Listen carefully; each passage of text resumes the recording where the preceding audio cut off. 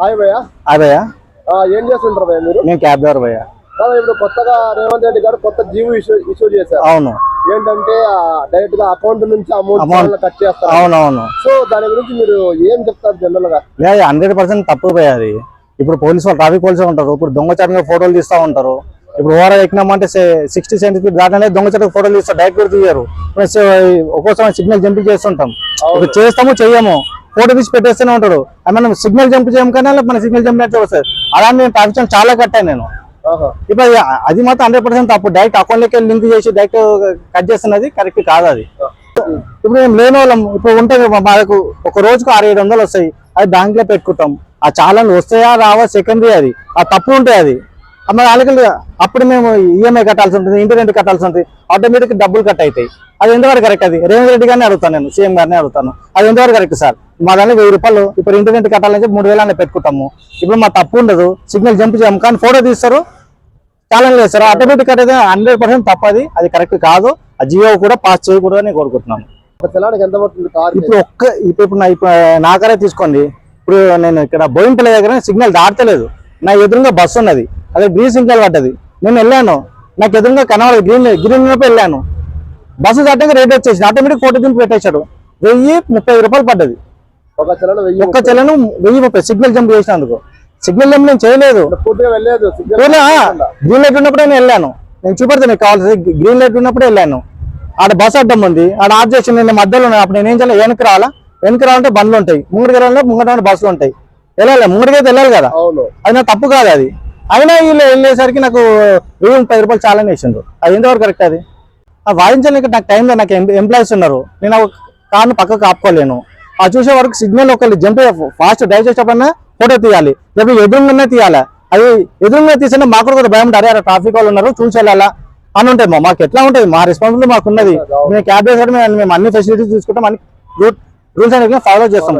కానీ కొంతమంది బైకర్స్ ఉంటారు, వాళ్ళు ఫాస్ట్ సిగ్నల్ జంప్ ఫాస్ట్ వెళ్తారు, అలాంటి వాళ్ళకి ఏం తప్పలేదు. కానీ మీరు ముంగటం తీయండి, దొంగ సరుకు తీయదని నేను కోరుకుంటున్నాను.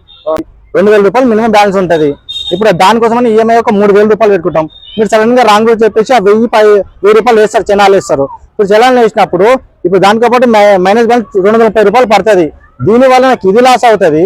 దానివల్ల 3 పెండింగ్లు ఉంటాయి చూసినా ఈఎంఐ, దానికి చెక్ బౌన్స్ అవుతుంది, బ్యాంక్ త్రూ ఒకటి అవుతుంది, మన బజాజ్ ఫైనాన్స్ దాని త్రూ ఒకటి అవుతుంది. అదొకటి ఇదొకటి 2000 వెళ్తే 700 రూపాయలు పెనాల్టీ అవుతుంది. మీరు ఒక్క చలాన్ దిక్కెళ్ళి 3 నేను పెనాల్టీ కట్టాల్సి వస్తుంది. అది ఎంతవరకు కరెక్ట్? ఈ జియో అనేది తప్పిస్తే బాగుంటుందని నేను కోరుకుంటున్నాను. హాయ్. ఇప్పుడు తెలంగాణలో కొత్తగా జియో ఇష్యూ చేశారు రేవంత్ రెడ్డి గారు. బైక్ చలానా కట్టకపోతే అకౌంట్ నుంచి డైరెక్ట్ గా అమౌంట్ కట్ చేస్తామని. అవును. సో ఇది ఎంతవరకు కరెక్ట్, మీరు ఏమంటారు? అది కరెక్టే. ఒక మాట ఆయన చెప్పింది బాగుంది, ప్రజలు ఏకీపిస్తారు. ఆయన ఏం చేయాలంటే ఫస్ట్ ఆయన ఇచ్చాడు కదా, హామీలు ఇచ్చాడు కదా, ఆ హామీలు మొత్తం ఫస్ట్ బ్యాంక్ అకౌంట్కి లింకులు చేయమనండి, చేస్తే ప్రజలు హర్షిస్తారు. దానికి వదిలేసి ఈ పట్టుకుంటా అంటే కరెక్ట్ కాదు. మేము ఒప్పుకుంటాం, ప్రజలు ఒప్పుకుంటారు.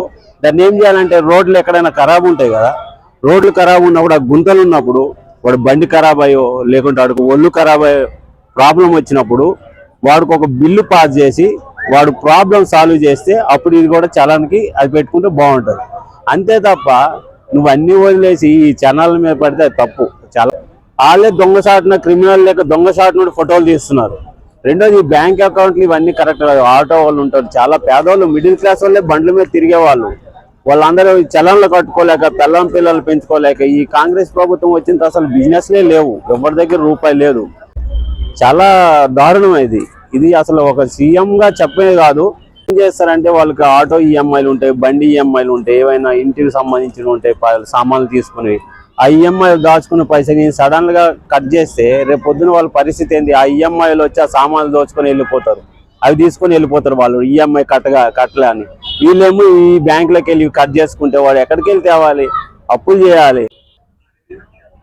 ఇప్పుడు ఈ జియో వాళ్ళు ఇంకోటి కూడా ప్రాబ్లం ఉంది. ఈ అమౌంట్ ఇది కట్ చేసిన తర్వాత ఏమవుతుందంటే, ఈ అమౌంట్ కట్ అయిన తర్వాత వాళ్ళు ఈఎంఐ కట్ కాకపోతే బ్యాంక్ వాళ్ళు మళ్ళీ పెనాల్టీ వేస్తారు, చెక్ బౌన్స్ కేసు అంటారు. ఇవన్నీ మళ్ళీ ఎక్స్ట్రా ఛార్జెస్ పడతాయి, మళ్ళీ 700 నుండి 1000 రూపాయలు పడుతుంది. ఇవే కట్టలేమంటే అవి ఎక్కడికి వెళ్ళి తెస్తారు? ఇదంతా చాలా దారుణం ఉంది. ఆ మినిమం బ్యాలెన్సే డబ్బులు ఉండవు, మినిమం బ్యాలెన్సే ఉంచుకుంటాడు. అందులో కట్ అయితే ఏం చేస్తాడు? బ్యాంక్ కూడా ఏం చేస్తాడు? మినిమం బ్యాలెన్స్ ఉంచలేదు, మినిమం 100, 50, 200 సర్వీస్ ఛార్జ్ చేస్తాడు. ఇవన్నీ తట్టుకోవాలంటే చాలా కష్టం. అందువల్ల ఈ జియో ఆయన మార్చుకుంటే ఆయనకి మంచిది, ఆయన ప్రభుత్వానికి మంచిది అని నేను అనుకుంటున్నాను.